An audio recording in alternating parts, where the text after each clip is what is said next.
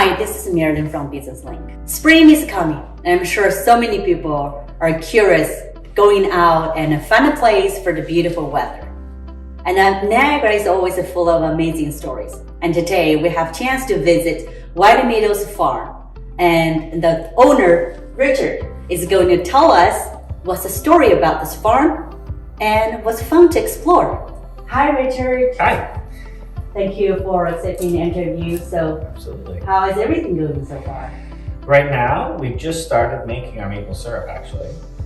So it's right at the beginning of our season, our harvest, and so it's off to a good start. We've got great weather, a little later than what we normally have, but yeah, we're pretty happy with our progress so far. So, maple syrup. Yeah. What's the story about maple syrup? I heard that a lot of people know maple syrup only served for pancakes. Yeah, right. So, I mean, maple syrup, being that centerpiece of Canadian life in that wintertime, it was a lot of work. So, families would spend a whole month out in the forest to collect this back at the beginning of our history of maple syrup. And so the whole culture around that process, I think that's one reason why it became such a big part of our culture. So in Canada, for centuries, maple syrup was the primary sugar source, right? That's what they used to sweeten. In fact, like way back then, they didn't actually have maple syrup as we know it now, right? They had it as like a solid. They turn it into like a block of sugar. And then they take pieces of that and they sweeten and bake or cook with that. And so maple syrup or the maple sugar is such a staple for centuries. Actually, that's my first time to learn about more knowledge about maple syrup. Tell us about your story. Yeah. Let's go to the fun part. Yeah. Okay. Well, fast forward a few centuries, right? Okay, yes. Coming into now. So actually my father is the one that actually started making maple syrup, but more than just, a little bit in your kitchen kind of thing. Mm-hmm. So he just wanted to show my brothers and I have two brothers, one older and one younger, and he just wanted to kind of show us. I think I was about maybe 6 or 7 years old.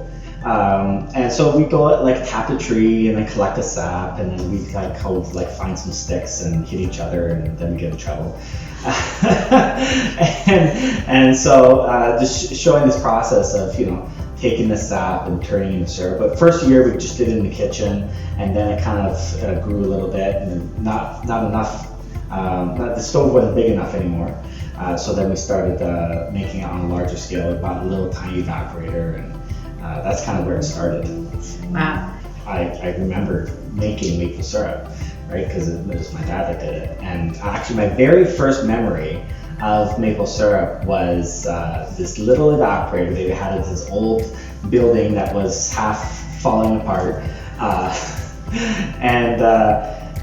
So the way the evaporator works is the sap flows through the evaporator and gets thicker and boils. We're boiling water out. And so halfway through that process, there's this little box where we had the spoon sitting. And so they take a little bit of the syrup out, like half, it's not maple syrup yet, right? It's halfway there. And so he'd take a little bit out and let me try it as it was boiling through.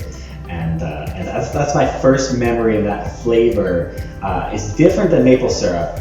Maple syrup is kind of better, but this is that memory of it being halfway, right? Mm-hmm. So that's the first thing I remember about maple syrup, making maple syrup. Wow. Why don't we just... I think we should try some, right? Yeah. Right. Yeah. Let's just try some. Funny thing, when people are talking about maple syrup, is the only thing they think you can eat maple syrup is, eat with a pancake. Yeah. Do you have a second way to eat syrup? Well, I mean, how many different ways can you use sugar, right? So maple syrup is basically a sweetener, a sugar, right? So you could use it anywhere, absolutely anywhere that you use sugar. And so, in our house, do we even have sugar? I don't think we actually have white sugar, right? Wow. It's just maple. Mm. That one's nice. That's one of my favorites. Ah. This one's nice. I always have the best pick. By itself, it's a little bit spicy, but with pretzels or something, it's really nice. Hey, always lucky. Yeah. I get the best one. Another one we have here, though. So the other one that we should try, this is really good. So this is a maple jelly. And so the thing about maple syrup is it's 67% sugar, right? But the rest is water. So it's a third water. And so it's actually kind of runny. So if you try to put it on something, let's say on toast or something, right? It's gonna run off, it makes a mess. Right. But so this one is literally just maple syrup that's gelatinized, right? Right. So that way, it tastes exactly like maple syrup, but you can spread it on things and it's not gonna like kind of run off, right? It's a little less messy, yeah. Wow. So I'll let you give that one a try. Thank you very much. Yeah. Oh yeah. Jelly. Yeah, it's like jelly, yeah. You know, it's really very fresh. You know, because I'm very sensitive to the artificial sugar. Yeah. And for me at home, I'm always just eat honey, and especially more the organic honey. I feel so proud that sometimes really we have this very very strong proud that we can see such really fantastic food. Any more eye-opening stories? I'm just really here just. Well, I think we should probably learn a little bit more about how we make maple syrup, right? Yeah. So we actually have a tree just outside here. Oh, that we cannot can go try wait. and actually tap in. Wow, perfect. It's a little cold today, so we won't see any sap coming out, but we'll Sure. see how we actually, take the sap from the trees. That's a super. Let's go. Yeah. How do you identify that tree comes from? If somebody were doing it, if you had a maple tree in your backyard, or let's just say a tree, and you weren't sure, the easiest thing to do is look at the summertime, because you could just take a leaf from the tree and look, oh, is it the maple leaf shape, right? And then if you go further, it's like, okay, what kind of leaf is it? The shape of the leaf. Each type of maple tree has a different shaped leaf, right? But we don't have that advantage All here. of the leaves, for me, the leaves. No, you really gotta look at it. Yeah, that's what the internet's for, Right. right? You can search for different types of leaves, maple leaves, and we'll probably come up with Canada flag first, and then maybe you'll find some different types of leaves and what each leaf looks like. I heard They're they have very over different. 1,000. Yeah, there's Different kind of- 125 different species of maple trees in the world. Wow. Yeah, and we only collect sap from 5 of them in Canada. Okay, now but that limited. So this one right here, we have a sugar maple. So normally, if I were tapping a tree for the first time, I'd actually measure the circumference of the tree. So that way we know how old the tree is. Well, we estimate how old the tree is. So a tree needs to be 40 years old to be able to tap for the first time. But after that, we can tap it every single year until it's old age, right? It blows over from the winter, so about 200 years. Yeah. Wow. So now we know that this tree is big enough. So I'm not going to measure it, right? But so what we do is we look for old holes. There, I'll take some of this bark off so you can see. So right there, that's an old hole, and then there's an old hole right there. So we want to stay away from those ones when we go to tap a tree again. Okay. So let's kind of maybe come over in this area here. So this area right here looks really good. So I'm going to drill a hole right here. Okay. And so I'm going to drill a hole right here. And so when we drill the hole, we want it to be on a slight upward angle because we want the sap to drain out. So if I go this way, Cannot come out. then the sap will pool in there when it freezes, because it freezes and thaws, right? When it freezes, then the sap will get pushed out, because the sap, when it freezes, it'll expand. Right. So this way it stays empty. Okay. Okay. I'm gonna Wow. tap right here.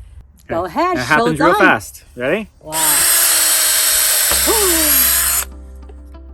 There we go. That's it. That's it. And that's the wood that we took out. Oh, that's So what. this is really nice wood. So this is our spile. So this is how we get the sap into our collection system. Okay. So in this case, we're going to be using a bucket on this tree. So that just goes in there, and we take a hammer and we tap that in.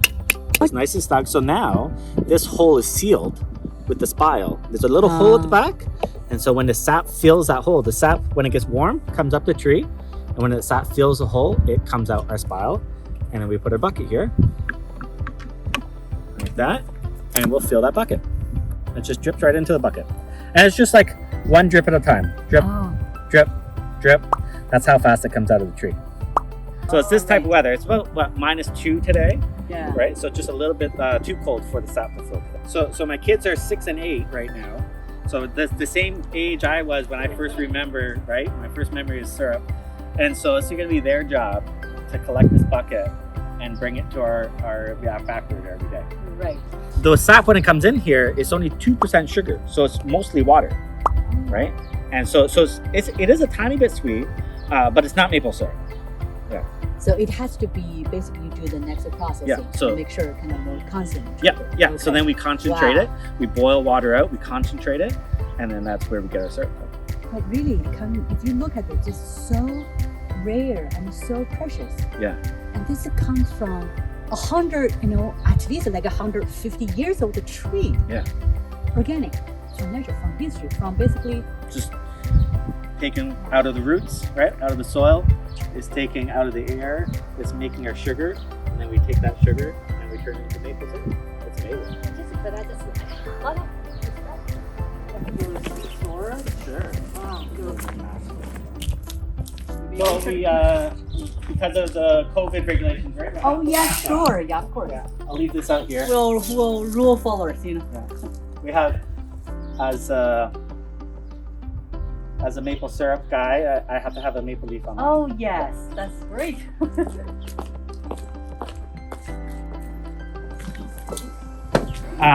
So all around here we have our different product that we make out of maple syrup, like the ones that we're tasting out of little jars. So we have them all here. And then over on this other side, we have all our maple syrup. And I don't think we talked about different colors of syrup yet. No, we haven't. So there's 4 colors of maple syrup. We have this over next door. So the difference comes from this time of the season that we're actually making the maple syrup. So at the beginning of our season, middle of February, we get the lighter one. And then as the season changes, the weather gets warmer and the sap changes. And when we cook the sap, it gets darker. So we start here and then it goes darker as we continue.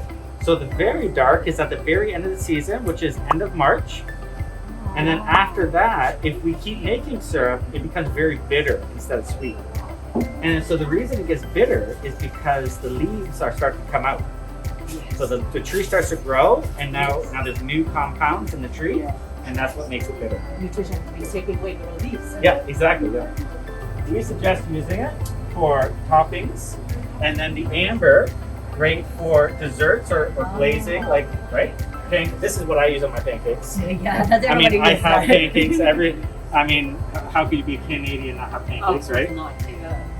But to be real Canadian, you have to find different ways to use it too, right? Great. And then over here, we have this one's dark, so it's becomes a more robust flavor. And so we recommend for baking with it. This is where you get enough flavor to add it to other things, but still, if you like stronger flavors, still really good on pancakes, right? And then our last one over here, the strong flavor. So it's very, very rich flavor. Almost too much flavor to put on as a topping. What do you mean here? Too much flavor? It's like that maple leaf flavor. No, the the maple leaf flavor, Oh, right? The maple- maple oh, flavor okay, I got is it. very intense. wooden. Yeah, wooden very food. intense maple flavor. Okay, I got it. And so it's mostly recommended for cooking and baking. Right. Yeah. Okay. Wow. If you're making like a frosting or something, let's Right, say, you yeah, want to yeah, add yeah. just a little bit, because you can't put too much in, because remember there's water in it, right? Yes. So you put a little bit of maple syrup in there, and it adds just a nice light flavor then, Yes. right? Yes. Whereas if you use the lightest one, it's Mhm. very delicate flavor, and you wouldn't taste it at all. You Yeah. get sweetness, but when you add it to other things, you don't get the maple flavor. Great. Thank you, Richard. Really, that's a wonderful tour going around. And I mean, this is my first time to, with my own eyes, and see the sap coming from a real tree. But we didn't actually get to see it come out. Right, yeah. But yeah. First But one, we, yes. yeah, we drilled in there, and tomorrow it's supposed to be above freezing, and Right. so that bucket will be filling up all Okay. day long. Wow, it's really. I'll send you a picture of it when it starts Super. to. Thank you very much. That's in my first. I will Yeah. pin it. I will pin it. This is my whole life with seeing that in the first things, natural, basically flavor come out of the tree. Then we can have it in such a wonderful flavor. Mhm. Appreciate it. Yeah, so that sap, when it comes from the tree, is just basically water with a tiny bit of sugar. It doesn't have any flavor. It has a little bit of sweetness, but no flavor. So the color is when we cook it. right? So it takes, in our process, in our evaporator, it takes about an hour and a half. So it's cooking for an hour and a half. And so that's where all that flavor comes from. What's your vision that in future? And you have been What? 4 generations. Yeah, I'm fourth generation. 4 generations. Now my kids being the fifth, Yeah. right? But they sure like eating it, but they're not. Hopefully this year when they're collecting those buckets, they really get appreciation for like the actual work that it takes to do it, right? It's difficult. It's often difficult. You know, when they come lower, the kids wouldn't have the same feeling. But of course, the family spirit will be carrying on for sure. Yeah, so, but our real vision here for as our business is showing people this process, exactly what we did today, right? Wow. Showing how this is collected, how we turn this into the product we make. It's a lot of work, and that's why it's expensive. And so we just want to build that appreciation for that work that goes into it.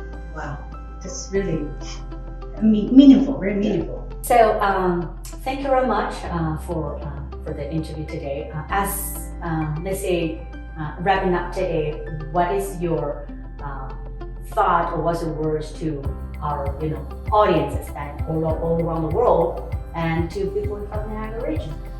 Well, for Niagara region, please come visit us, right? Shop local. Shop local, right? Shop local, of course. And from all around the world. I mean, if you're coming to Canada, just try to find somewhere that actually makes maple syrup, right? Visit the maple syrup farm.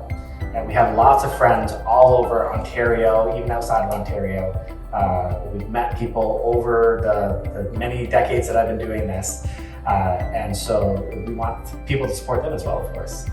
Thank you very much, Richard. Thank you. Thanks for visiting us today. Thank you.